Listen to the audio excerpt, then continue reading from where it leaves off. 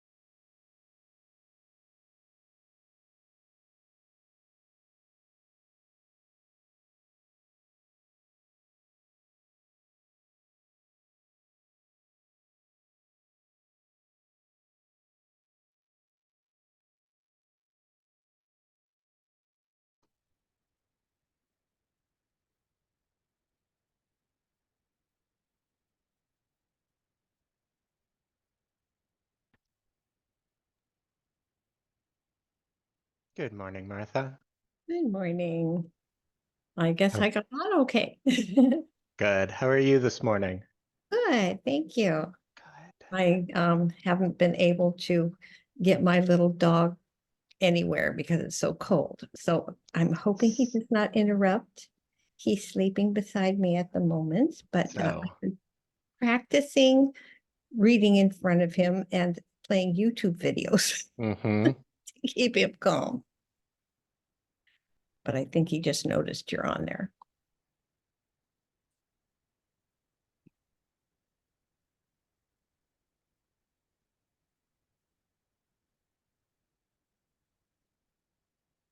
There he is. Well, hello, little guy. Let's get you a treat. Just a minute. We'll get you a treat. You be good. Yeah, you be good.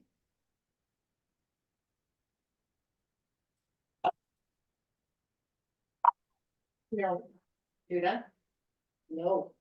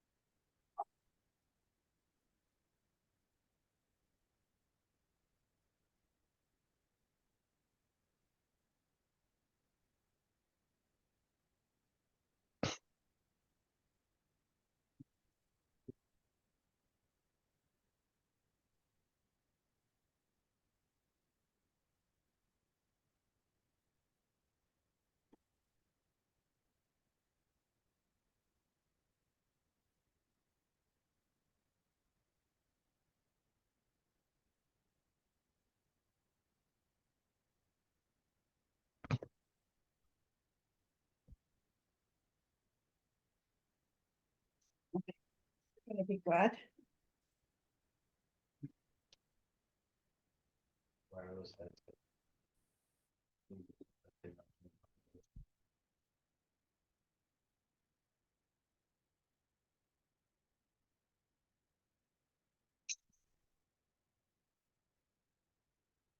Martha, while we are waiting on Meredith, is there anything that you wanted to run through? Um, uh, yes, should I be muting my, my microphone, like, while his sermon is going and things? Yeah.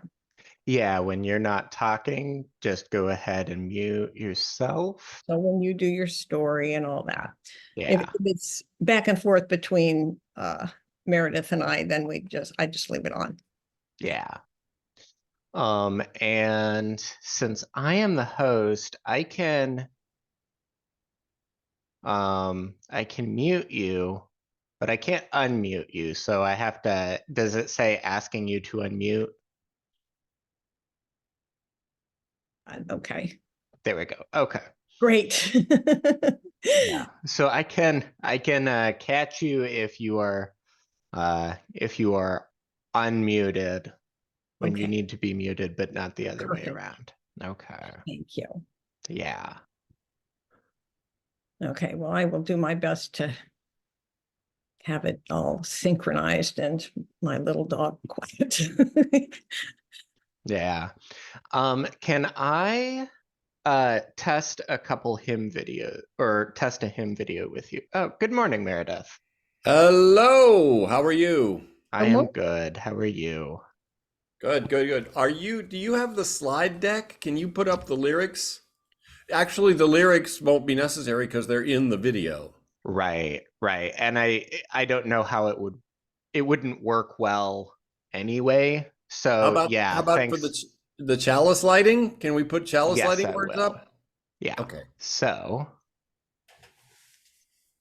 And chalice extinguishing. yes. So we'll just go ahead and get that queued up.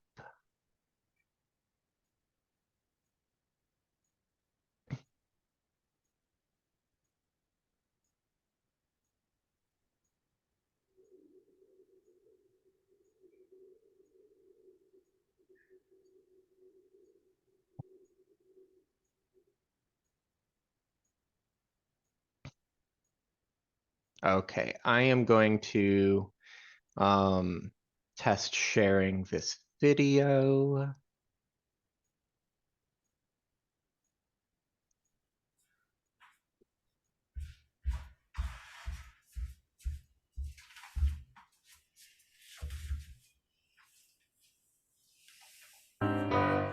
Lift every voice and sing till earth and heaven. Can you all hear that okay? Yes. Yes. Good. Wonderful. I have a question. Sounds of bells sometimes don't come through on Zoom. Can you hear this? Yes. Okay, great. Yeah, so good holding it right up front.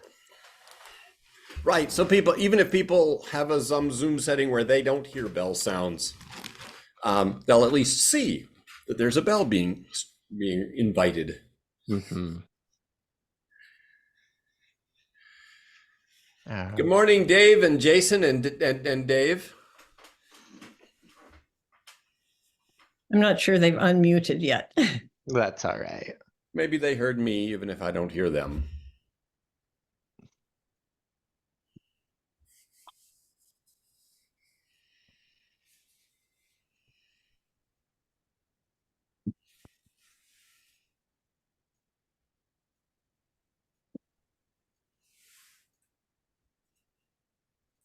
Okay.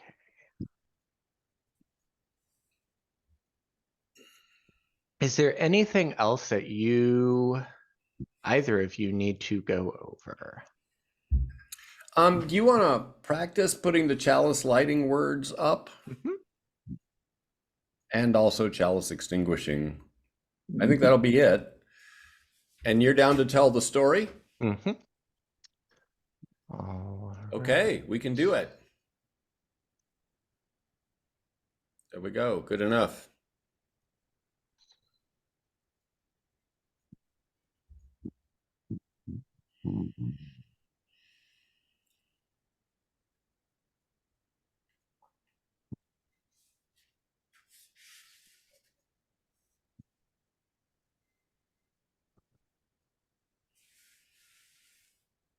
Very good, very good.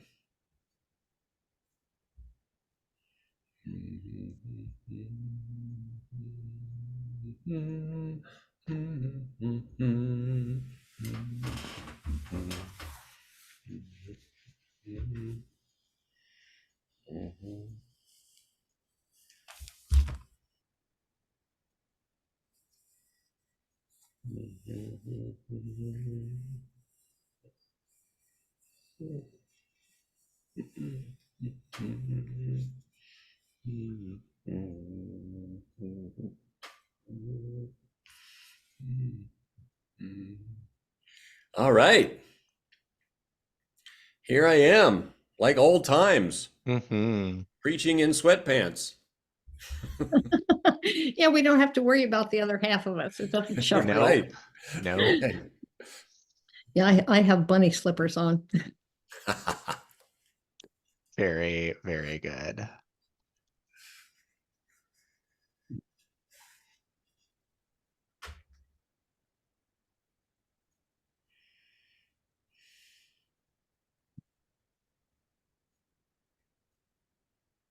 Oh dear, does my dog's grunting come through?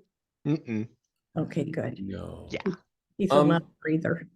But you should probably mute when you're not going to be on. Yes, I'm definitely gonna do that. I'm really hoping I can keep him quiet, but at -40, I was hesitant to even drive the 10 minutes on ice.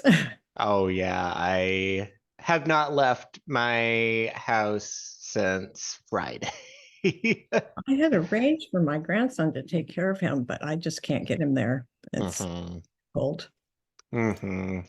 One thing about -40 is you don't have to answer the question Celsius or Fahrenheit. Because at -40, they're the same. Too cold for life.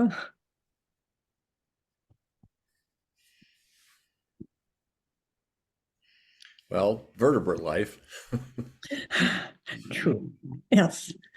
Life is an amazing thing. Where it can exist is awesome.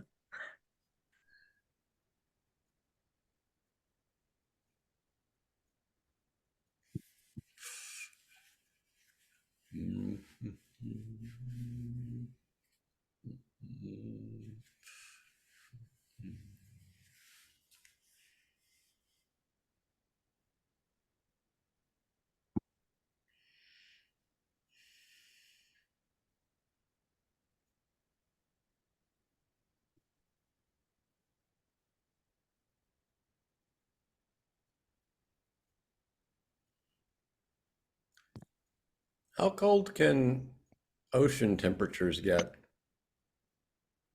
Oh, Salt great. water can get well below zero without freezing. How I- far below zero can it get?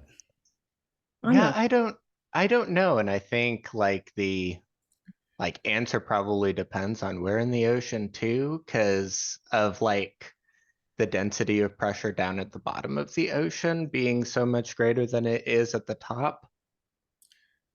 Right. I think the way that works, if I'm remembering my Neil deGrasse Tyson videos, is that the pressure prevents the temperature from going lower. And so it Oh gets yeah, right sure. to the freezing point, but then the pressure won't let it get any colder That makes sense. until it becomes cold enough to overcome that pressure.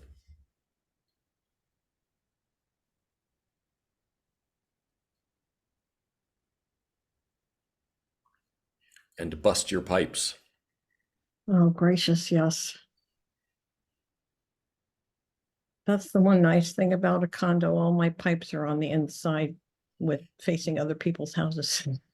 Nice and not lots of good insulation.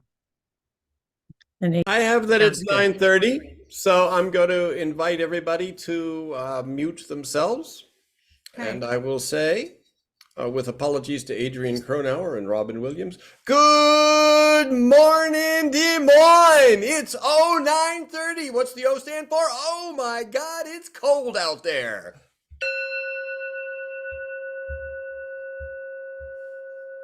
The proposed revision of the Unitarian Universalist bylaws identifies 6 values centered in love and inseparable from one another. On this 4th Sunday of winter, we call to mind the 4th such value, transformation.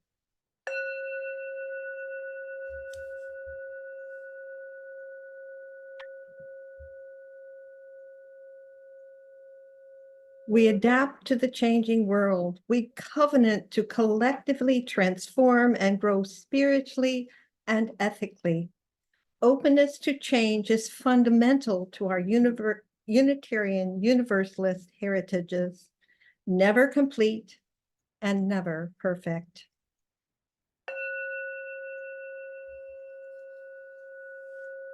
Our opening hymn is the James Weldon Johnson piece, Lift Every Voice and Sing, often identified as the African American national anthem. And we'll have the words on your screen along with the music. I invite everybody to sing along at home. Lift every voice and sing till earth and heaven ring with the harmonies of liberty. Let our rejoicing rise high as the listening skies. Let it resound loud as the rolling sea. Sing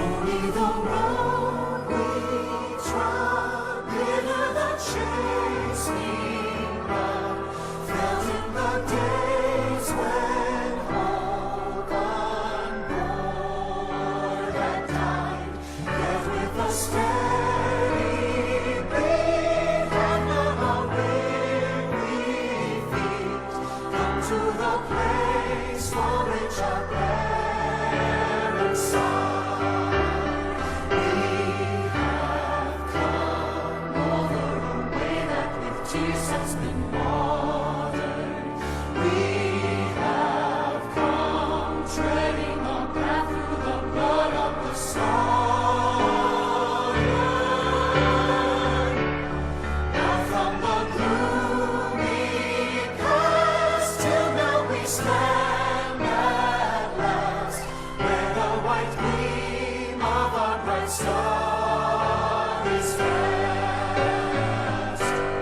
God of our weary years, God of our silent tears, thou who hast brought us the star on the way, thou who hast by thy mind led us into the light, keep us forever in the path we pray. Lest our feet stray from the places of God where we met thee, lest our hearts drunk with the wine of the world we forget thee. Shadowed beneath thy hand, may we forever stand, true to our God, true to our native land.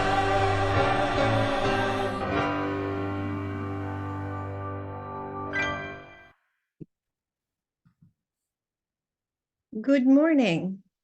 I am Martha Sherrick Shen. My pronouns are she, her, and hers, and I am your celebrant for this morning.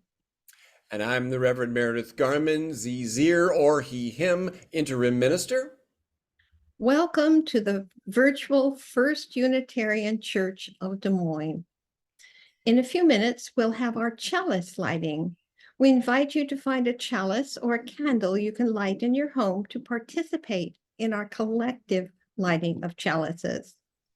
None of us are in our church building this morning, but we nevertheless acknowledge that our building is located on land that has been home to various people in the last 12,000 years, including at the beginning of the European encroachment, the Iowa, Sauk, and Meskwaki. These lands were also once home in much greater numbers to the now endangered Indiana bat.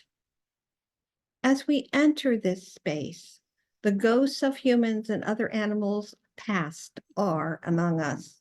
Let us recommit to understanding the history of the land it occupies and to owning our part in the work of education, reparation, and healing for all species. Our purpose is to associate ourselves together for the study and practice of morality and religion as interpreted by the growing thought and noblest lives of humanity, hoping thereby to prove helpful to one another and to promote truth, righteousness, and love in the world. This bond of union is reiterated in our mission to grow ethically and spiritually, serve justly, and love radically. It is a blessing you were born. It matters what you do. Your experience of the divine is true, and you don't have to go it alone. Today is the fourth Sunday of winter. The moon was new on Thursday morning and is now waxing crescent. It is Martin Luther King Day weekend.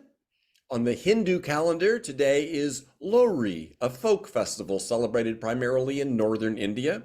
Traditionally, Lohri marks the midwinter point and welcomes the beginning of longer days.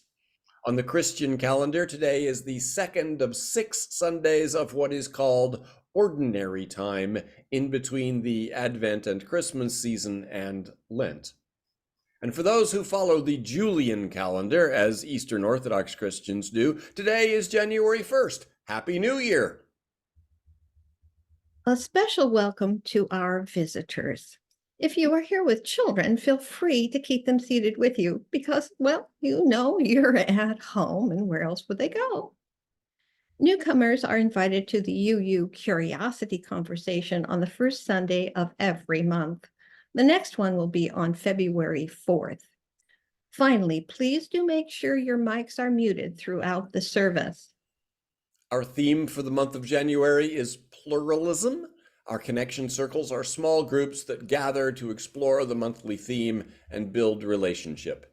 It's a way that we live out our mission to grow ethically and spiritually. If you're not in one, please sign up and become a part of a group. And so we begin with the lighting of our chalice.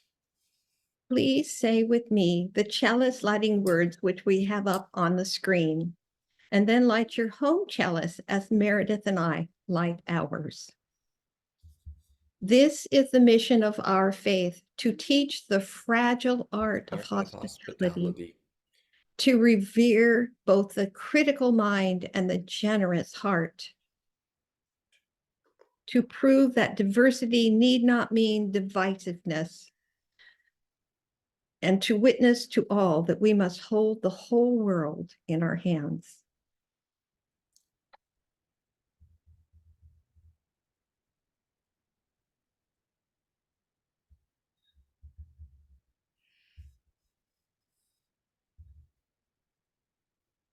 Our invocation is a responsive reading which Meredith and I will present. These are the words of Martin Luther King, and they are in our hymnal as number 584. We are caught in an inescapable network of mutuality, tied in a single garment of destiny. Injustice anywhere is a threat to justice everywhere. There are some things in our social system to which all of us ought to be maladjusted. Hatred and bitterness can never cure the disease of fear. Only love can do that. We must evolve for all human conflict a method which rejects revenge, aggression, and retaliation. The foundation of such a method is love. Before it is too late, we must narrow the gaping chasm between our proclamations of peace and our lowly deeds of which precipitate and perpetuate war.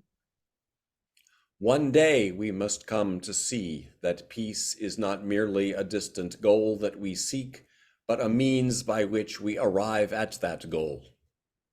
We must pursue peaceful ends through peaceful means. We shall hew out of the mountain of despair a stone of hope. We now have our story. To you, Birch.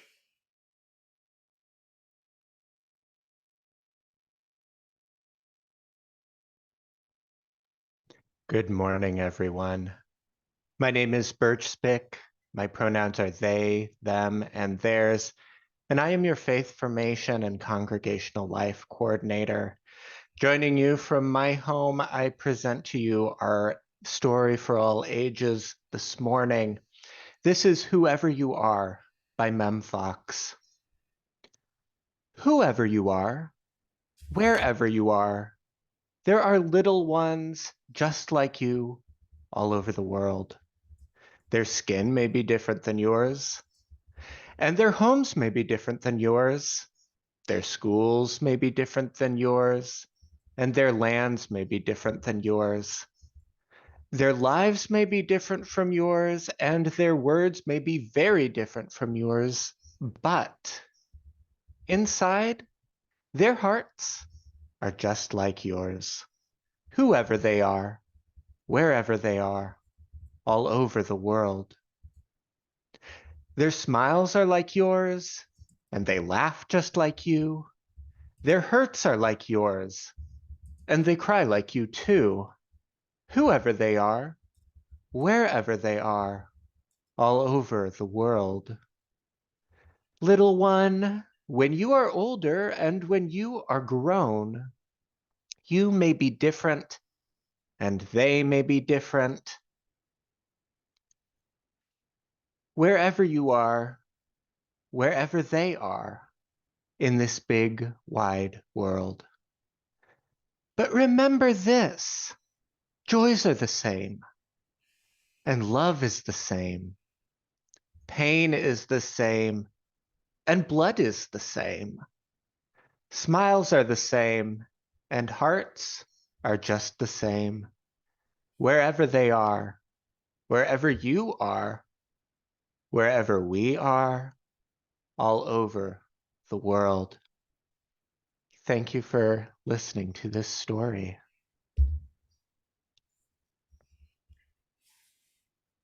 Join me now in a spirit of reflection, meditation, or prayer. Dear spirits of love, compassion, resonance of the universe, each of us needs to be seen, to be heard.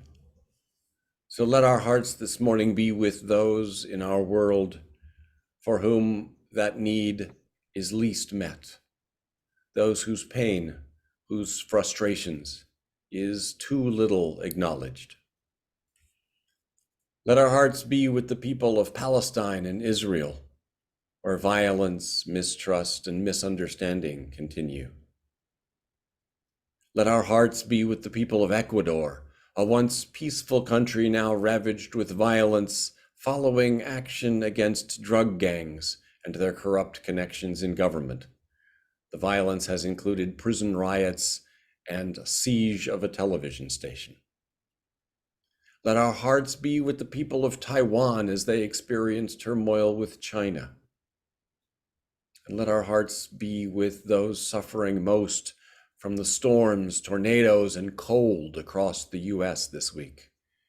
Here in Des Moines last night and tonight may get as low as 40 below wind chill.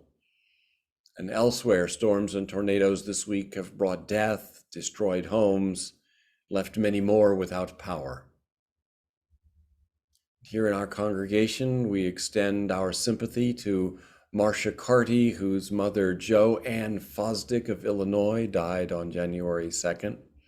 We're holding Marcia, Jim, Olin, and Granger in love. A joy to share, a member, Dave Proudfit, turned 75 years young on Saturday. Dave does not attend in person anymore because of health concerns, but is often joining us online, and we are all online with him today. Happy birthday, Dave. Want to let you know former member Ray Perry died this week. He was in Davenport, where he was born and most of his family is. Ray was 74. His daughter conveys to us that Ray loved everyone at the Des Moines UU Church and always looked forward to Sundays and any church gatherings. Please enter into the chat now the name of any person particularly on your heart this morning. Do so as we enter a minute of silence.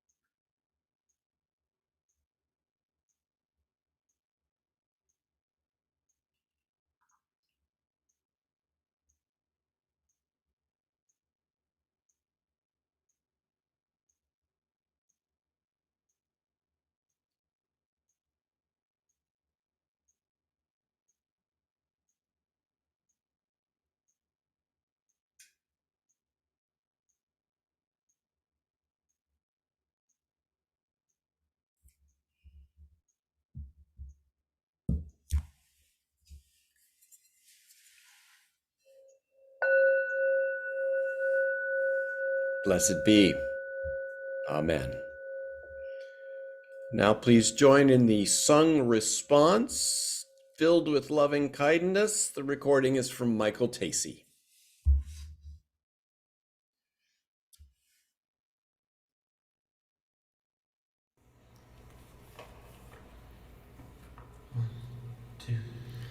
May I be filled with loving kindness. May I be well. May I be filled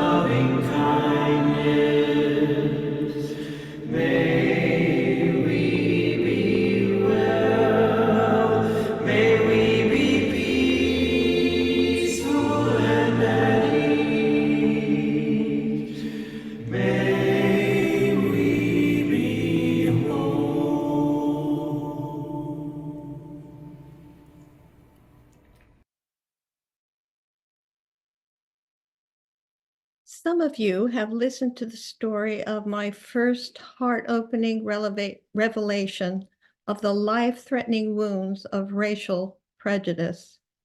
You listened to my, until that Sunday, unspoken vow, a vow lived.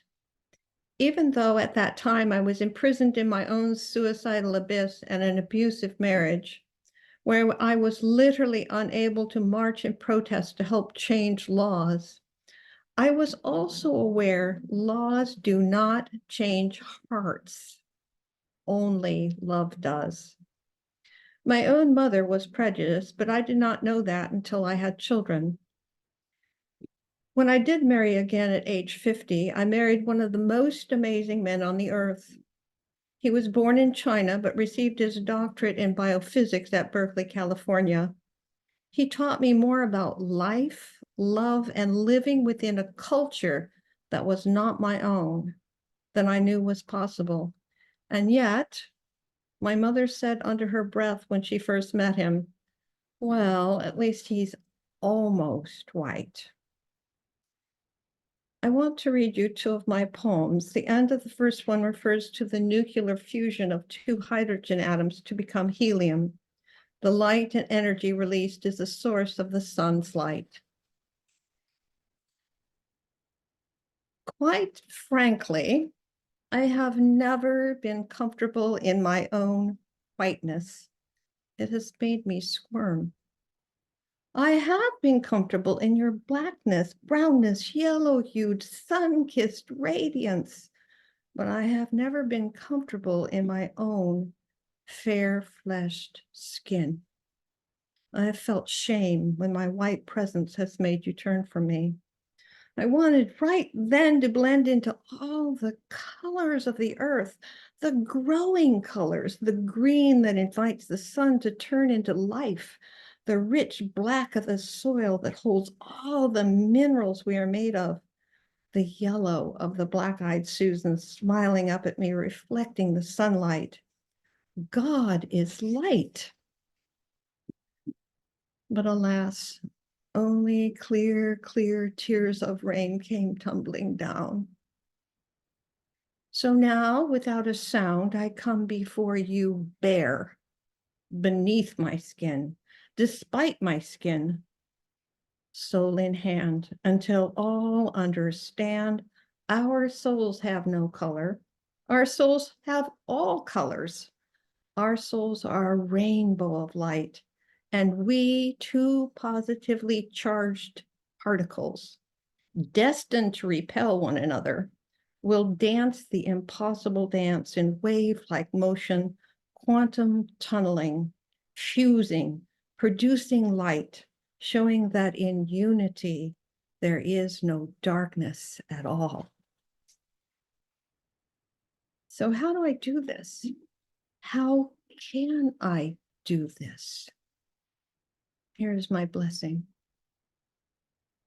In the quiet of the morning, in the dark before the light, when sight is not quite possible, except by the light of the moon, reflectively. As I peer inwardly, I finger the scar and the wound and the blessing that is soothed from that tender place, from that tender place in my heart. Gingerly, I bind up the break, flesh meeting flesh, raw, real, knowing that somewhere deep inside, despite the pain, a healing force takes place, bandaged with grace. The light has come, the day begun. Now dressed, drawn, driven by the necessities of the day, I take its cue and stay alive. But as I wake and walk, I finger the scar and the wound and wonder how many people I pass have bled and bound and then found strength for one more day. I touch them tenderly. I touch all those I meet tenderly, for dressed, covered as we are all expected to be, I never know exactly where their wound might be.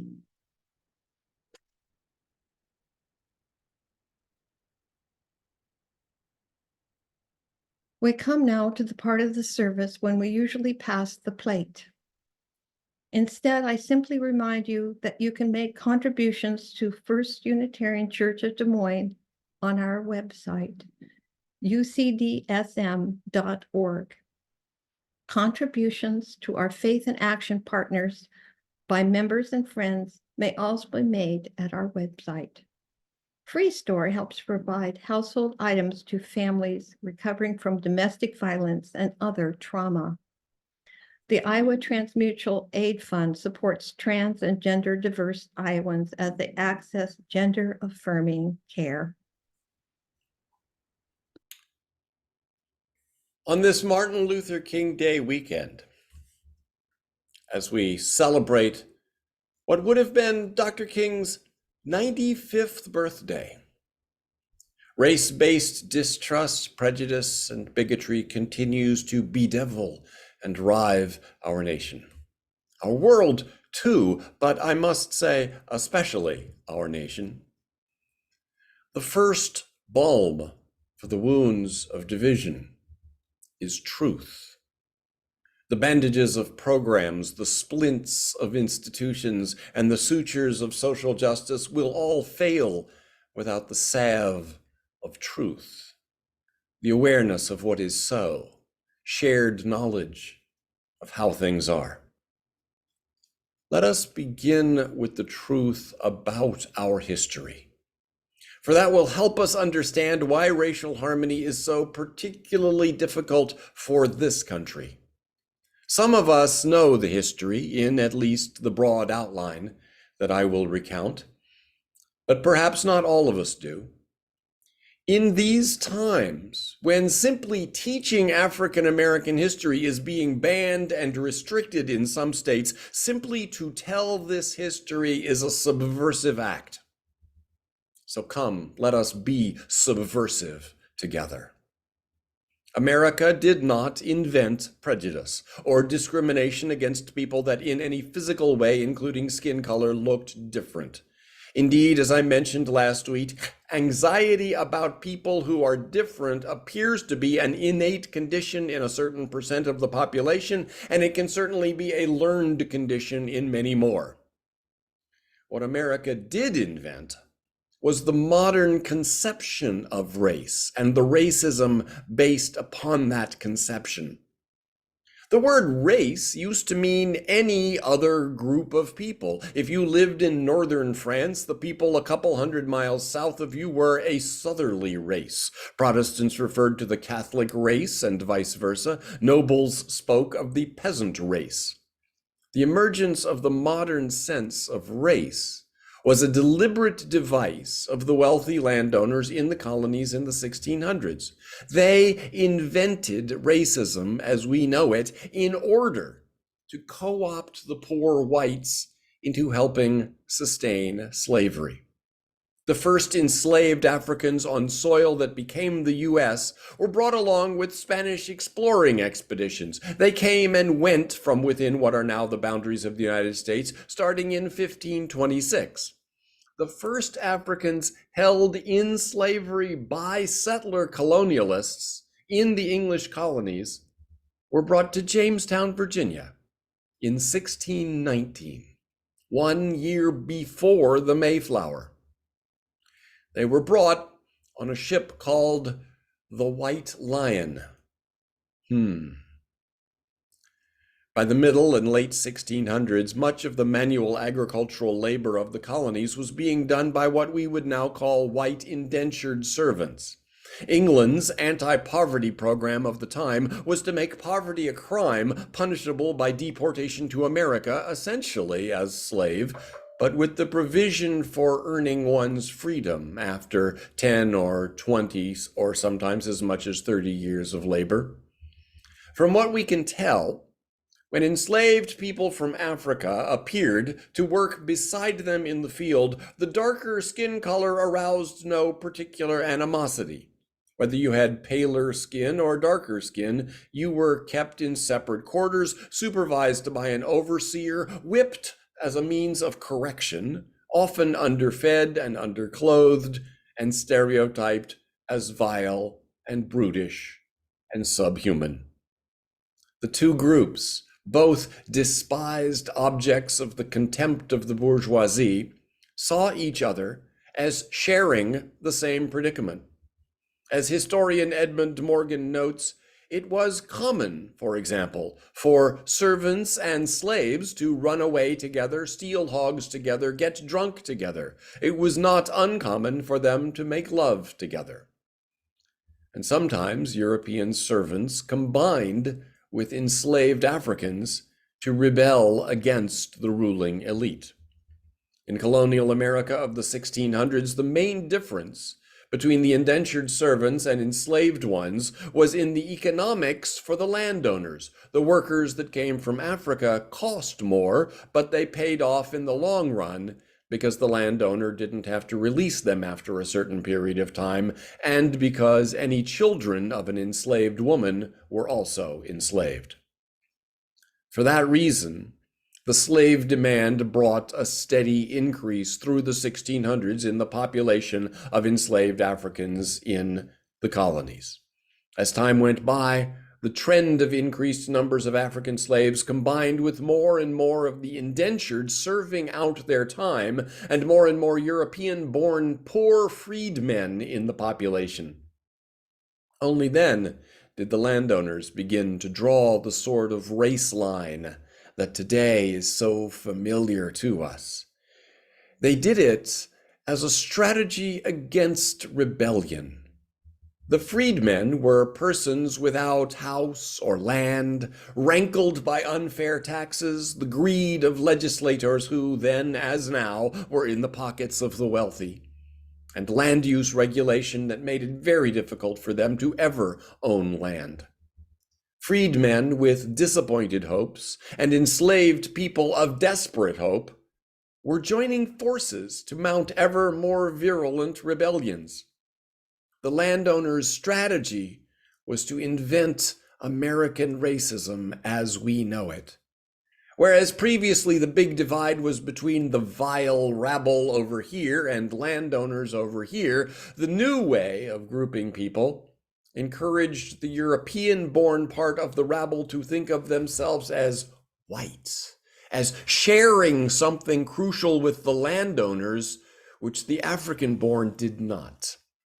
Thus, the freedmen were co-opted into betraying their own economic self-interest to support the landowners' interests with which they identified by virtue of their shared whiteness.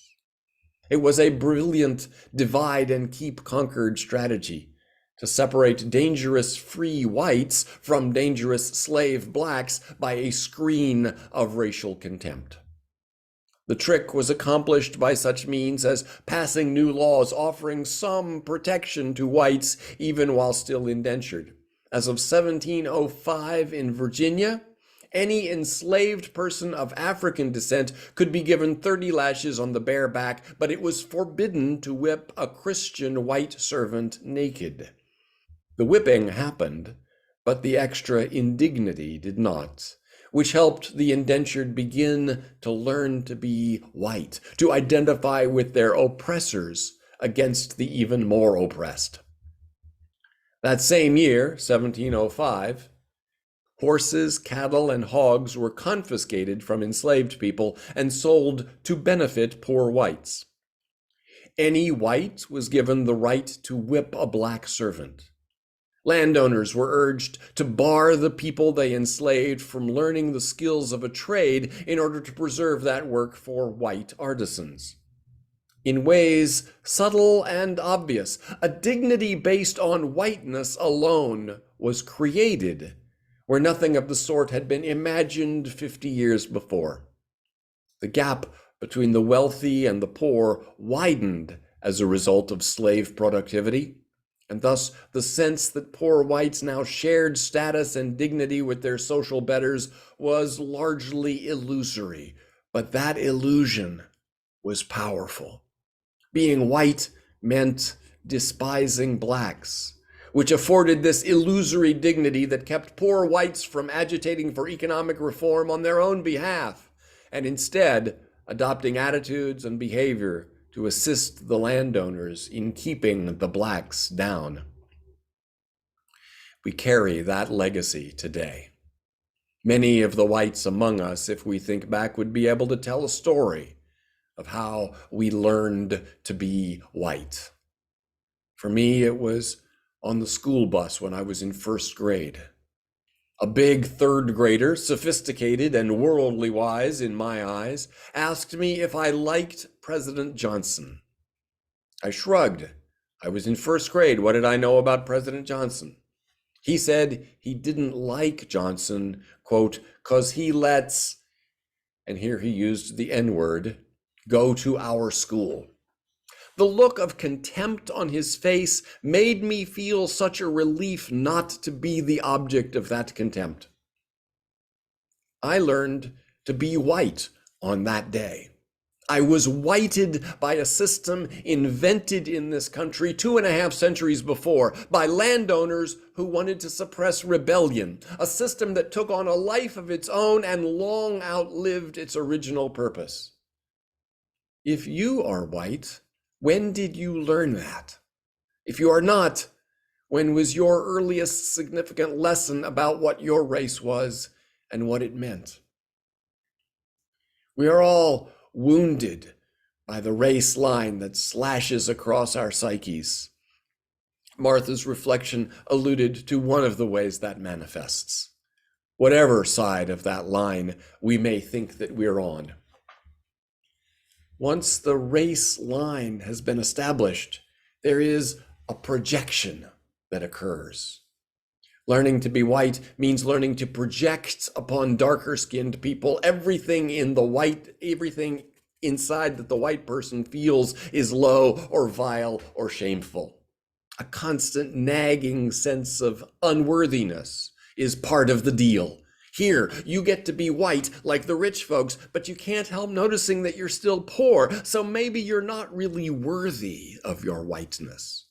And the more that whites were made to feel unworthy, the more they projected unworthy qualities onto the group that they were allowed to and told to despise. The more whites internalized that message, "You're white, so if you just work hard enough, you're bound to be okay," then the more they projected upon blacks the laziness they feared in themselves. Our story will pick up from there after we have a break, take an interlude, and sing a hymn, "Come and Go With Me." The words will be on your screen, and the music is from the First Unitarian Choir of Baltimore.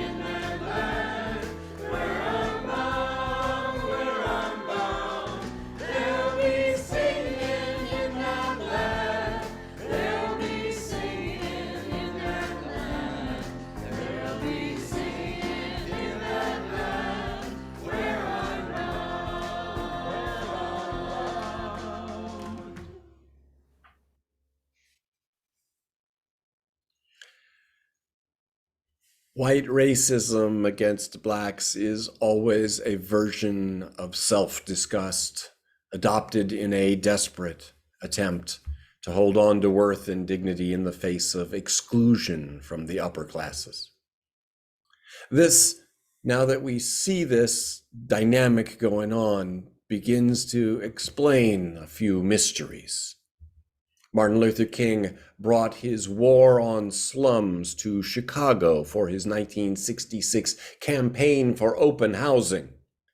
He encountered there greater hostility in Chicago than he had ever seen in Atlanta growing up, or in Montgomery leading the bus boycott, or anywhere. Rocks and bricks were thrown.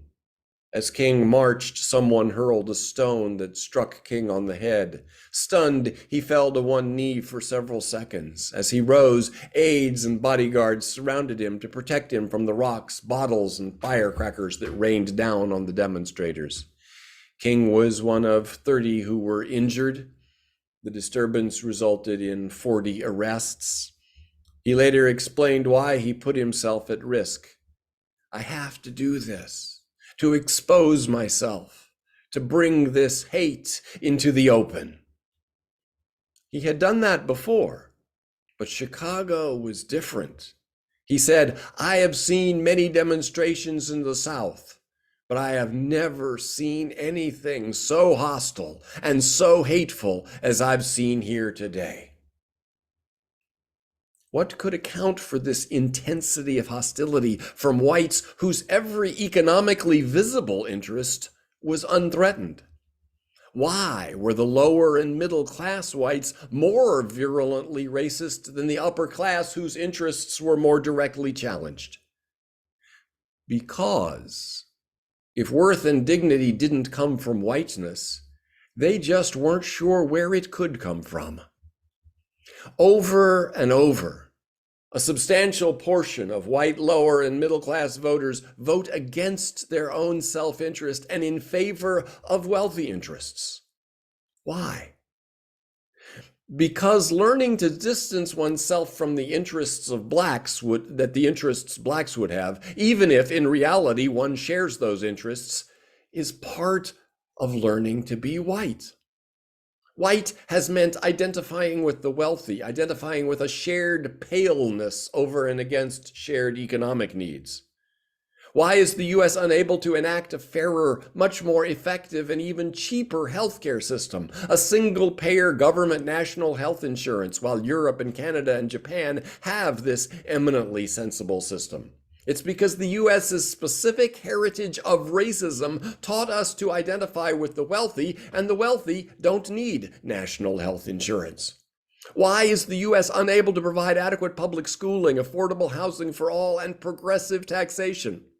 It's because the US's specific heritage of racism taught us to identify with the wealthy, and the wealthy send their kids to private schools, aren't at risk of homelessness, and don't want to be progressively taxed.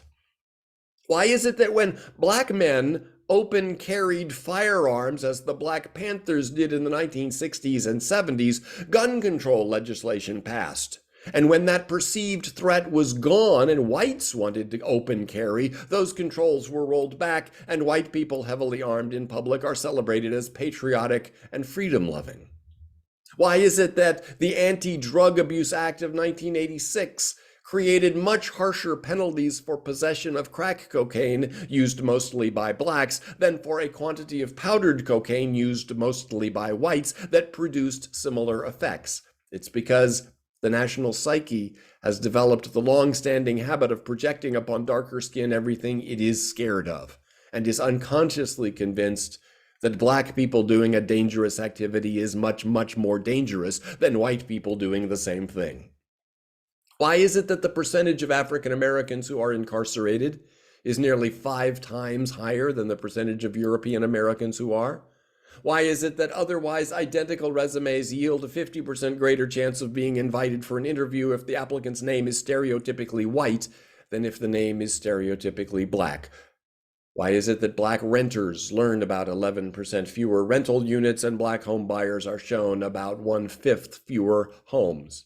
Why is it that blacks and whites use illegal drugs at the same rate, but a 2016 study found African Americans arrested on drug charges at nearly 3 times higher a rate?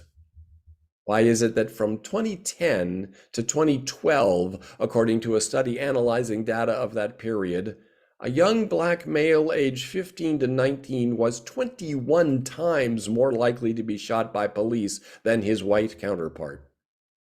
Well, we know why.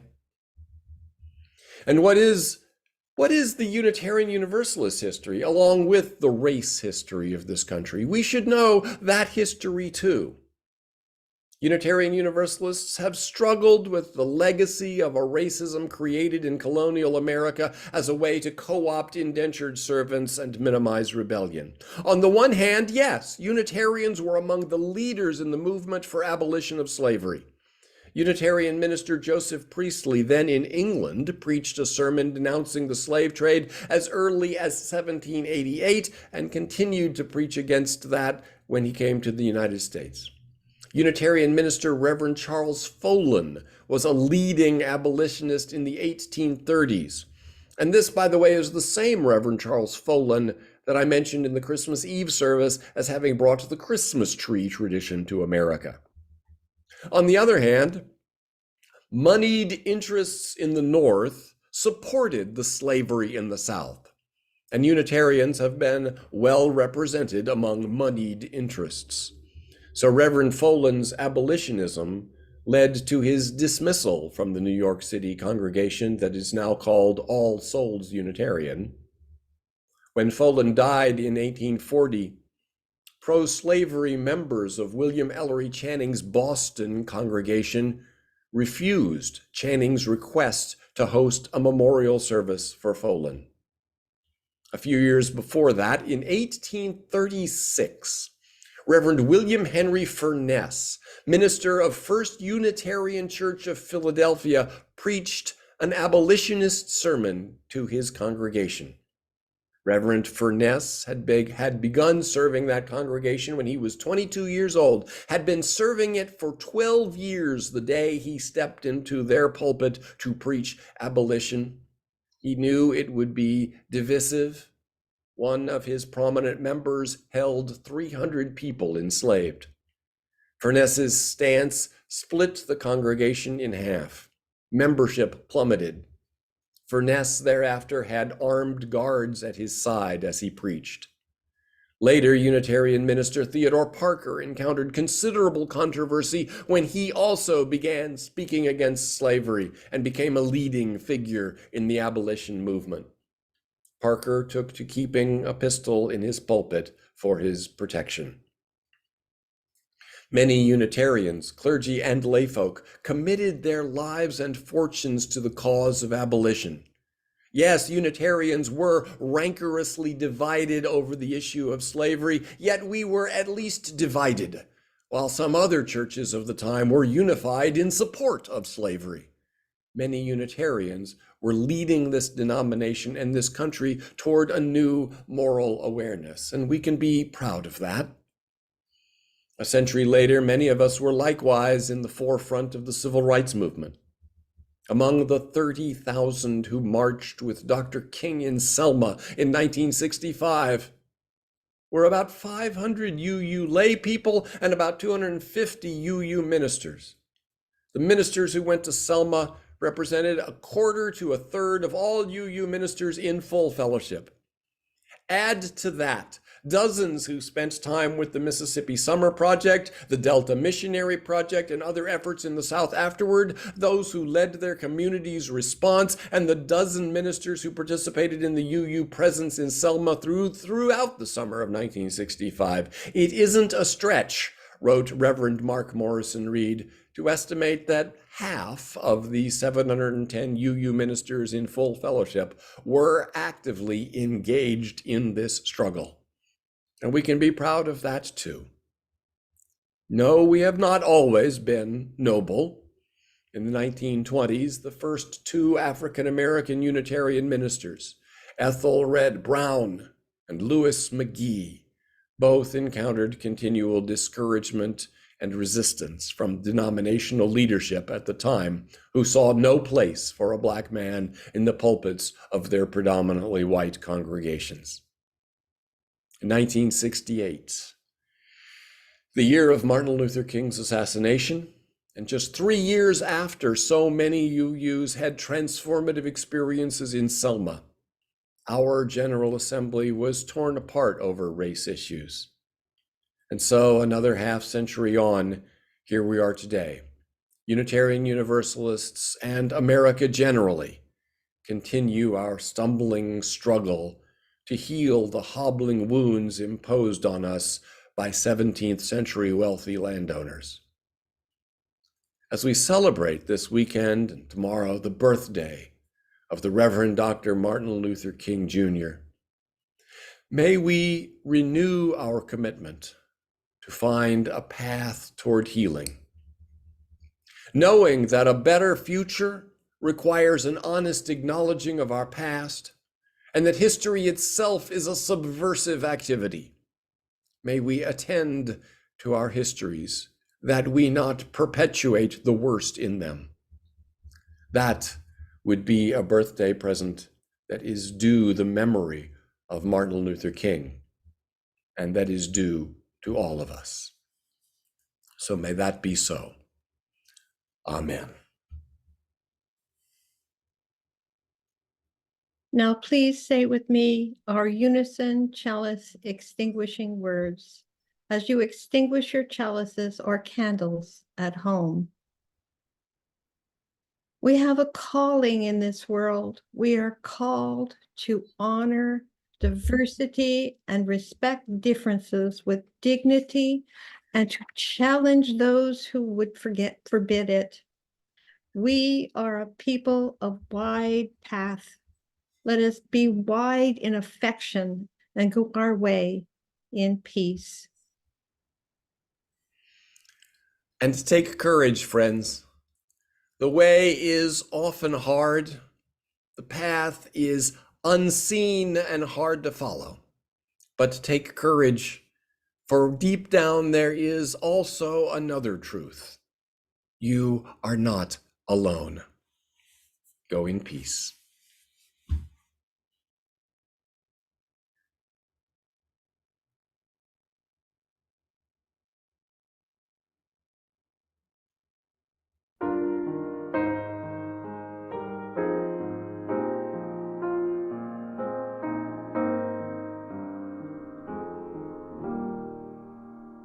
Be ours a religion which, like sunshine, goes everywhere. Its temple, all space, its shrine, the good heart, its creed, all truth, its ritual works of love.